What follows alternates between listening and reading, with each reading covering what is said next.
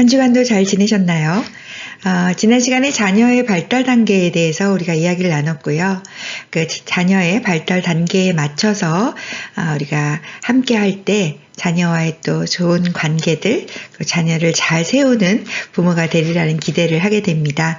오늘은 그와 더불어서 글로벌 크리스천 리더로 우리 자녀들을 세우기 위해서 어떻게 해야 될지에 대해서 또 나눠보도록 하겠습니다. 먼저 21세기에 리더가 가져야 될 필수 역량에 대해서 우리가 좀 살펴보면 좋을 것 같습니다. 먼저 학습과 혁신 역량이 있는데요. 비판적 사고 능력과 의사소통, 협업 능력, 창의성 이런 것들이 필요하다고 이야기를 합니다. 또한 정보화 시대이기 때문에 정보, 미디어, 테크놀로지를 잘 사용할 수 있는, 활용할 수 있는 능력이 필요하겠죠. 또한 생애 및 경력 관리 역량이라는 것이 흥미롭습니다. 우리가 평생 살아갈 때 있어서 직업이 계속 바뀌고 그래서 생애 전체에 걸쳐서 경력을 잘 관리하고 또 어떤 일을 하더라도 잘 적응할 필요가 있는데요.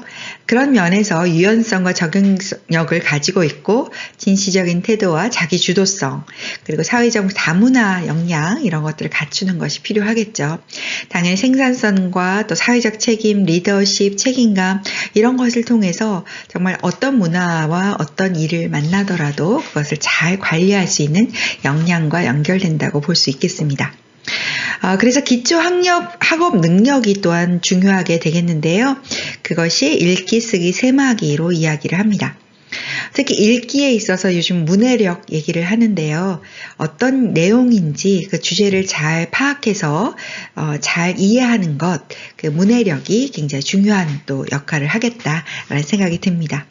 그래서 21세기에 강조되는 능력을 보면 글로벌 인식력에서 정말 자기 나라에만 국한되는 것이 아니라 전 세계적으로 어떻게 우리가 살아갈지 이런 여러 가지 인식력을 가지고 또 재무나 경제나 비즈니스 기업가 능력 이런 것들도 필요하고요.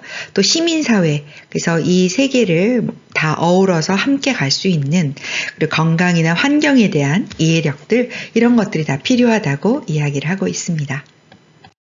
더불어서 우리가 미래 인재의 핵심 역량 했을 때는 학습과 혁신적 역량과 연결해서 우리가 다시 한번 짚어보면 좋겠습니다.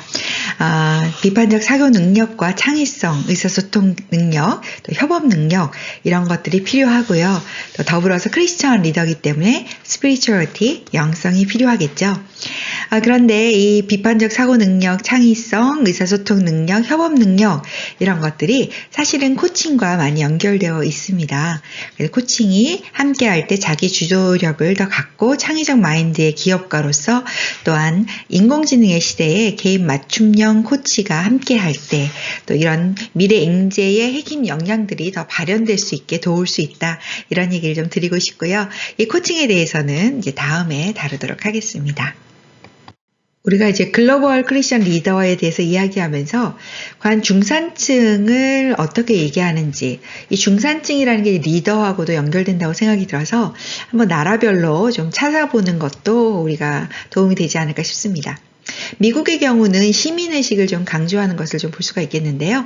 자기 주장에 떳떳하고 사회적인 약자를 도우며 부정과 불법에 저항하는 것 그리고 정기적으로 비평지를 받아보는 그런 것들이 하는 집이 중산층이다라고 얘기하는 것을 볼 수가 있습니다. 영국은 어떨까요? 영국은 신사 정신을 이야기하고 있는 것을 좀 보게 되는데요. 페어플레이를 하고 자기 주장과 신념을 갖고 독선적으로 행동하지 말 것을 얘기하고 있고요. 약자를 두둔하고 또 강자에 대응하며 불의불평, 불법에 의연히 대처하는 사람을 이제 중산층이다라고 얘기하는 것을 볼 수가 있습니다. 프랑스는 어떨까요? 프랑스는 문화의식과 좀 연결되어 있는 것을 볼 수가 있는데요. 외국어 하나 정도는 할 수 있어야 되고, 직접 즐기는 스포츠, 또 악기 있어야 되고요. 또 남들과 다른 요리를 만들 수 있어야 된다고 얘기를 합니다. 그러면서도 공분에 의연히 참여해서 약자를 도우며 봉사활동을 꾸준히 하는 사람, 이런 사람들을 중산층이다 라고 얘기하는 걸 볼 수가 있습니다. 그런데 우리나라는 어떨까요? 아쉽게도 우리나라는 경제의식과 많이 연결되어 있는 것을 볼 수가 있습니다. 아파트를 소유하고 월 급여가 얼마여야 되고 자동차, 예금액 잔액, 그럼 해외여행을 1년에 한 차례 정도 다니는 어떤 경제적인 부유층을 중산층이라고 규정하고 있는 것을 볼 수가 있습니다. 그래서 저는 좀 안타까운 것이 우리나라도 대한민국도 미국이나 영국이나 프랑스처럼 어떤 소유로 이런 중산층을 개념 짓지 말고 정말 멋진 이런 시민의식이나 신사정신이나 문화의식에 따라서 좀 만들어지면 좋겠다. 사실 조선시대만 해도 이런 경제의식으로 그런 중산층 선비 문화를 말하지는 않았거든요. 그래서 우리도 이런 중산층에 대한 개념을 바꾸면 좋겠다라는 생각이 듭니다. 크리스천 리더를 이야기할 때 성품을 얘기하지 않을 수가 없죠. 성품은 정말 다양하게 또 이야기를 할 수가 있겠는데요. 제가 생각할 때 크리스천 리더의 성품에 있어서는 내가 어떻게 하나님 행복한 하나님의 자녀로 살아갈지, 그리고 다른 사람, 너에 대한 개념들, 다른 사람을 존중하고 배려하는 것들, 그리고 우리 공동체 안에서 어떻게 하나가 되며 또 피조물을 어떻게 잘 다스릴 것인가, 보존하게 할 것인가, 이런 것들과 좀 연결해서 성품이 필요하지 않을까라는 생각을 해봤습니다. 그래서 우리가 결국은 애착과 분리, 이 기회를 계속 드리고 있죠. 무조건적인 사랑과 수용을 통해서 우리가 세상을 나갈 힘을 얻고, 또 그 힘이 떨어졌을 때는 다시 사랑의 베이스 캠프로 들어와서 그 애착으로 인한 무조건적인 사랑과 수용을 통해서 쉼을 얻고 힘을 얻어가는, 그래서 그렇게 독립된 성인으로 살아갈 수 있는 우리의 모습이 필요하다고 생각이 들고요. 제일 또 우리가 크리스천 리더로서 살아갈 때 균형 있는 분별력이 참 중요하다는 생각이 듭니다. 성경을 기반으로 해서 성령님의 인도하심을 따라 정말 하나님의 자녀로서 어떻게 살아가야 될지에 대한 분별, 정말 이 시대는 너무 악하기도 하고 우리를 미혹하는 것들이 많아서 정말 어떤 것이 옳은지 절대적인 기준을 알 수 없게 만드는 시대에 살고 있잖아요. 성경을 기반으로 정말 균형 있는 분별력을 가졌으면 하는 바람이 있습니다. 저는 크리스천 리더의 성품을 성령의 열매랑 연결을 시켜봤습니다. 우리가 성령님, 예수님이 포도나무시고 우리는 가지이기 때문에 예수님께 같이 동행하는 삶을 살면 자연스럽게 나오는 게 이제 성령의 열매라고 생각이 들고요. 그것이 나, 너, 우리라고 하는 개념 안에서 어떻게 녹아질 수 있는지를 좀 살펴보게 됐습니다. 그래서 내 안에서 먼저 사랑과 희락과 화평이 흘러가야겠고요. 그리고 그런 내가 존재할 때 상대방, 너를 바라보는 것이 오래 참음과 자비와 양선은 좀 비슷하지만 자비는 어떤 마음이고 양선은 보다 더 행동으로 나타나는 거다라고 볼 수도 있겠는데요. 오래 참음과 자비와 양선이 함께하고 그래서 공동체를 이룰 때는 충성됨, 그리고 온유, 절제 이런 것을 통해서 정말 하나님께서 우리 또 공동체를 통해서 일하시기를 즐겨 하시잖아요. 그래서 내가 바로 서고 나와 너의 관계가 바로 설 때 우리 공동체가 또 올바르게 사랑과 화평이 또 함께하는 그런 공동체가 되지 않을까라는 기대를 하면서 이 크리스천 리더의 성품을 좀 살펴보게 됐습니다. 그래서 조금 더 살펴보면 이제 성령의 열매인 사랑, 그래서 정말 그 사랑은 일단 하나님으로부터 우리가 충분히 받고 채워져서 흘려보내야 된다는 생각이 듭니다. 그래서 하나님이 세상을 이처럼 사랑하사, 그 이처럼 사랑하사를 생각하면서 우리가 하나님의 자녀로서의 정체성을 계속 갖고 있고요. 그래서 나를 사랑하는 것들, 그리고 하나님의 사랑을 계속 받으며 하나님과 친밀함을 유지하는 이런 것들과 연결해서 우리가 생각할 수 있겠습니다. 영성과도 연결이 되겠죠. 더불어서 희락, 조인데요. 기쁨. 그래서 이것은 하나님 은혜에 대한 반응이다. 내적인 기쁨이다. 이런 말씀을 드렸었죠. 그래서 로마서 14장에 보면 하나님 나라를 먹는 것과 마시는 것이 아니고 오직 성령 안에 있는 의와 평강과 희락 이라고 말했을 때 이 기쁨, 하나님의 나라는 기쁨이 있다라는 것을 생각하면서 내 안에서 감사가 넘치고 또 열정과 행복이 넘치는 그런 기쁨을 계속 누리는 사람들이 됐으면 좋겠다는 생각이 듭니다. 또한 화평이 있죠. 십자가로 인해서 우리가 정말 갈라졌던 것이 하나가 되는 화평을 이뤘는데요. 불안이나 갈등이 없는 샬롬을 누리는 화평이 연결될 수 있다고 생각이 듭니다.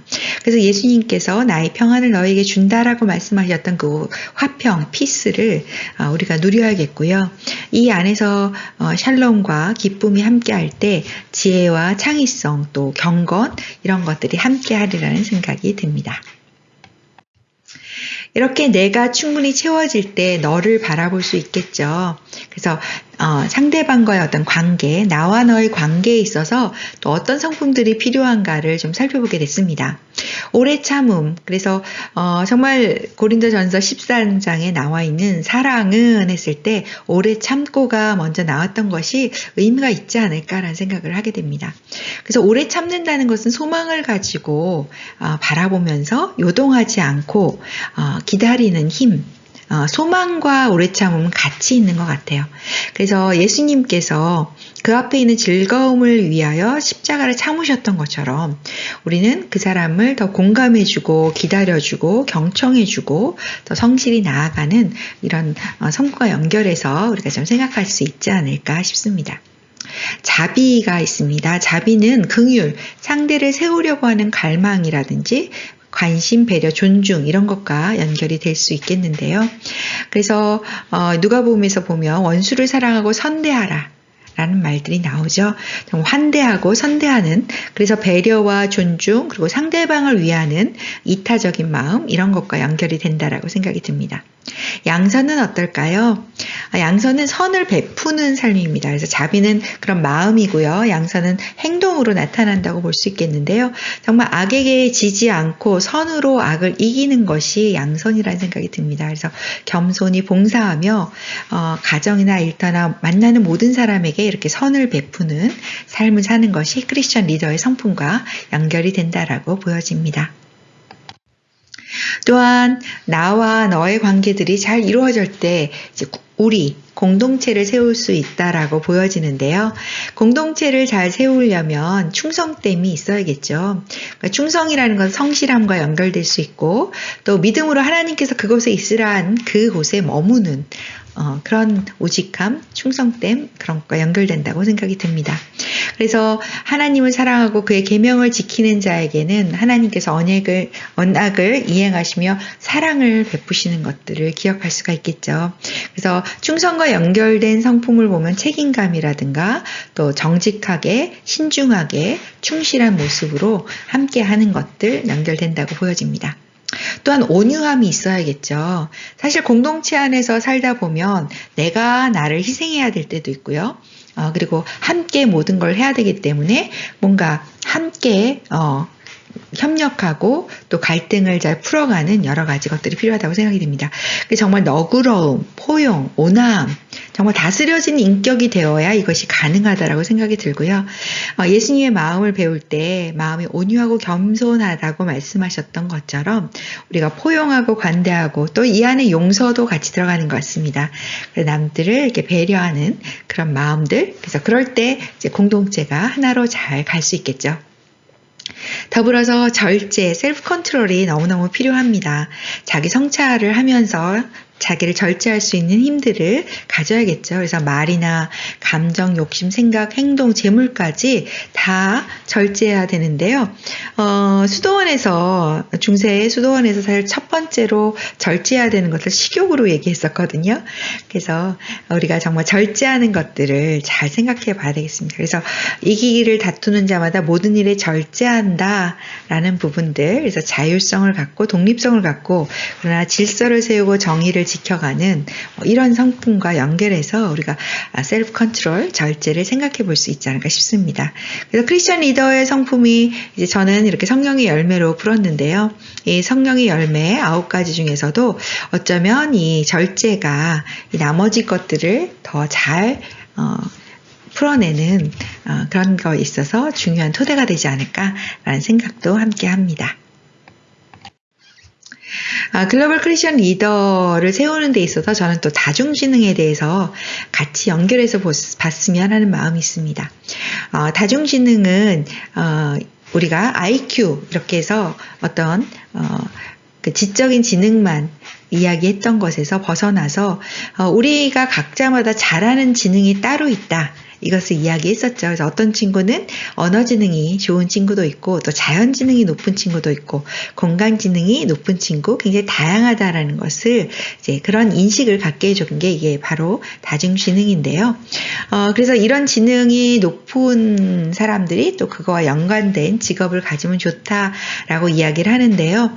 여기서 한 가지 오해하지 않았으면 좋겠는 것은 이제 초등학교까지는 이것을 다 좀 골고루 경험할 수 있게 우리 아이가 음악을 잘하는 것 같아서 음악 지능만 높여주려고 그런 환경에 노출시키는 게 아니라 이 전반적인 지능을 골고루 일단은 다 경험하게 하고 초등학교를 지나면서 이제 좀 더 도드라지는 그 지능을 더 강화하는 이런 것들이 필요하다는 이해를 우리가 갖고 아이들을 양육하시면 좋을 것 같습니다. 그런데 특히나 중요한 것이 자아 성찰 지능이라는 얘기들이 요즘 있습니다. 메타인지라고도 이야기를 하는데요. 결국 자신을 내가 바라보면서 나를 성찰해서 내가 지금 이렇게 해나가는 모든 것에 있어서 필요한 게 뭔지 또 어떤 것들을 더 강화시킬 것인지 그리고 또 내가 어떤 것들을 자제해야 될지 그래서 아까 성령의 열매 성품과 연결해서 봤을 때 셀프 컨트롤, 절제와도 이 자성찰 지능이 연결된다고 할 수가 있겠습니다. 그래서 내가 지금 나를 관찰해서 거기에 필요한 것들을 좀 볼 수 있는 지능을 같이 키울 수 있는 거. 그래서 보통 이제 일기를 쓰는 것들이 자성찰 지능에 도움이 된다고 하는데요. 옛날에 이제 뭐 방학 숙제 이런 식으로 되었었지만 지금은 자유롭게 자신이 일기를 쓰면서 나를 성찰할 수 있도록 그런 환경을 만들어 주시는 것도 좋겠습니다. 리더로 세우기 위한 자녀 양육에 있어서 커다란 카테고리를 우리가 좀 생각해 보면 정리해 보면 좋을 것 같습니다. 계속 우리가 얘기하는 게 영성이죠. 그와 더불어서 자기 관리를 잘할 수 있어야 됩니다. 그리고 집안에서 역할들도 잘 맡아서 하고 학교 생활도 잘해야겠죠. 그래서 이 네 가지를 좀 크게 생각하시고 우리가 자녀 양육을 하는데 도움을 받으시면 좋을 듯 합니다. 영성에 있어서는 하나님과의 친밀감 그리고 내가 소중하고 보배롭고 하나님의 큰 사랑을 받는 자녀라고 하는 이 정체성을 잘 가질 수 있도록 우리가 이제 크리스천으로서의 어떤 여러 가지 교육들을 하게 되겠죠. 자기 관리는 일단 기본적인 생활 패턴을 잘 갖추게 하는 것 이런 것도 중요하겠죠. 그래서 충분한 잠을 잔다든가 식사나 건강관리 또 청결하게 하는 것 뭐 이런 모든 것들로 자기 관리를 할 수 있도록 또 도와줄 필요가 있습니다. 집안의 가정에서 생활하는 것 자체도 누구 하나 빠짐이 없이 집안일을 같이 하게 하는 것들 이런 것도 굉장히 필요합니다. 그래서 제가 경험들도 되게 필요하다. 4에서 7세 이런 경우에서 여러 가지 경험을 해주는 것이 중요하다고 했을 때 이 집안일도 굉장히 경험의 폭을 넓혀줄 수 있는 굉장히 좋은 것이에요. 그래서 나이별로 집안일을 어떻게 하는지 뭐 이런 것도 제가 팁을 드리려고 하는데요. 특히 요리도 굉장히 중요합니다. 그래서 특히 예전에는 이제 여자들이 더 훨씬 요리에 대해서 배우게 되고, 그랬었는데 요즘은 남성들이 더 요리를 많이 하시는 경우들도 많죠. 요리를 하게 되면 좋은 점들이 있습니다. 사람들에 대한 배려심을 키울 수 있는 아주 좋은 도구가 요리예요. 왜냐하면 가족 중에서도 다 입맛이 달라서 누구는 고추 매운 것을 좋아하기도 하고, 누구는 단 것을 싫어하고, 또 어떤 사람은 담백한 걸 좋아하고, 정말 가족의 좋아하는 취향이 다 다르잖아요. 그래서 그것을 고려하면서 창의적으로, 그리고 냉장고에 있는 재료들을 보면서 어떤 것을 만들지, 이것도 다 창의성과 연결되어 있고요.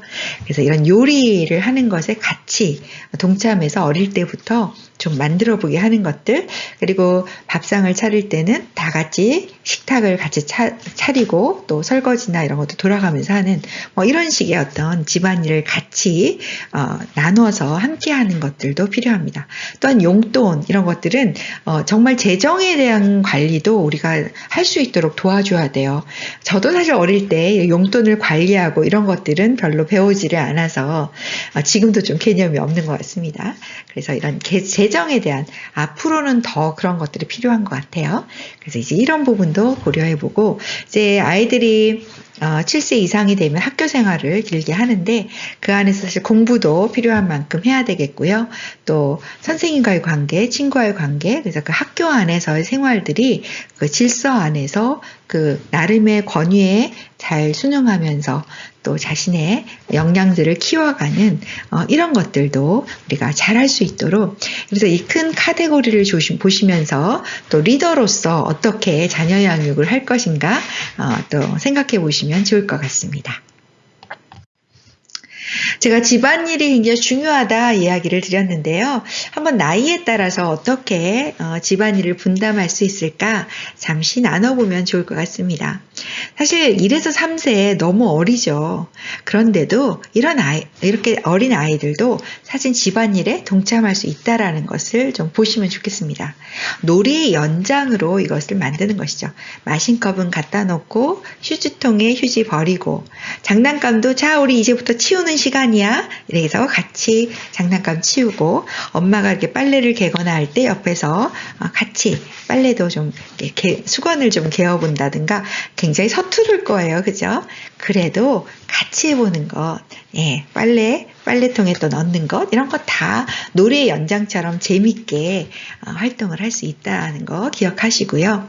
이렇게 놀이의 연장으로 아이들이 뭔가 집안에서 하는 것이 익숙해지면 계속 나이가 들면서 역할들을 맡게 되는 것이 부담이 없다는 거 기억을 하시면 좋겠습니다. 그래서 이제 그렇게 3에서 6세가 되면 조금 더 맡은 역할을 할 수 있는 거죠. 그 냉장고에 물을 넣는다든가, 뭐 식사 준비 마무리할 때 같이 숟가락을 놓는다든가, 또 수돗물 잠그기, 불 끄기 이런 것들 좀 개념 넣을 수 있거든요. 또 화분에 물 주기 이런 것도 가능합니다. 그래서 3에서 6세 때는 그런 역할들, 그래서 가스불 밸브 잘 잠궜는지, 불을 다 끄고 다니는지 뭐 이런 것들 아이들이 책임지고 또 이야기하게 할 수 있습니다. 도리어 너무 완벽하게 계속 이걸 해내려고 해서 부모님이 피곤하실 수도 있을 정도로 아이들이 잘 해냅니다. 6에서 10세 정도 되면 이제 학교를 들어가서 여러 가지 할 텐데요. 뭔가 조금 완성된 집안일을 맡겨도 좋습니다. 그래서 자신이 어질러 놓은 물건들 스스로 치운다든가, 일어났을 때 자기 침구를 정리한다든가, 또 샤워하고 나올 때 욕실을 좀 정리하고 나온다든가, 방 청소 이런 것들도 점차적으로 해나갈 수 있게끔 우리가 유도할 수 있겠죠. 또한 간단한 요리, 라면 정도는 좀 끓여 먹을 수 있게끔 또 가르쳐주는 거, 이런 것들도 필요합니다. 할 수 있어요.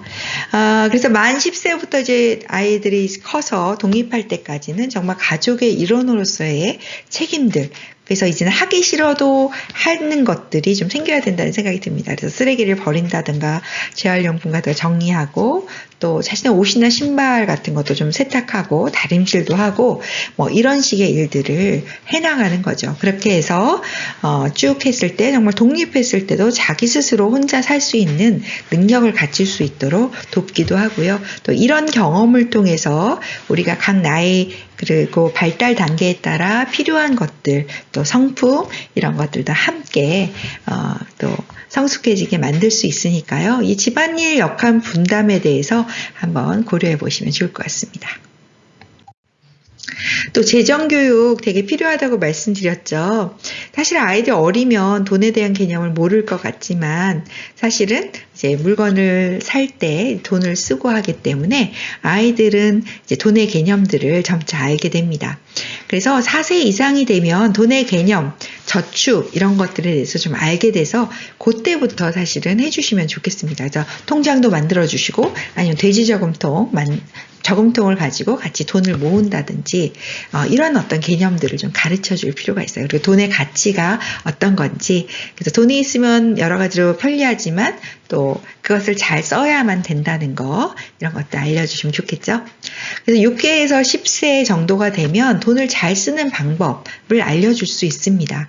그래서 예산안에서 물건 구입하는 거, 이런 것들을 좀 하고요. 자기가 좀 용돈을 모을 수도 있고 여러 가지로 좀 물건을 구입하는 거에 있어서도 이제 잘 계획을 세워서 필요한 것만 구입하게 하는 이런 개념들도 필요하겠습니다. 그래서 재정 관리를 일찍부터 시작하는 것이 필요하다. 이 부분에 대해서 좀 생각을 해보시면 좋겠고요. 그래서 우리가 4세에서 6세, 10세 이렇게 이야기를 나눴지만 학교 입학 전에는 이제 용돈을 어떻게 벌 수 있는지, 그래서 우리가 집안일을 하는 것들을 아까 말씀드렸지만 조금 아이들이 입학할 때 즈음에서는 아이들이 해내는 일들에 용돈을 줄 수 있죠. 그렇게 해서 용돈을 좀 벌 수 있게 해주시는 것도 방법이겠고요.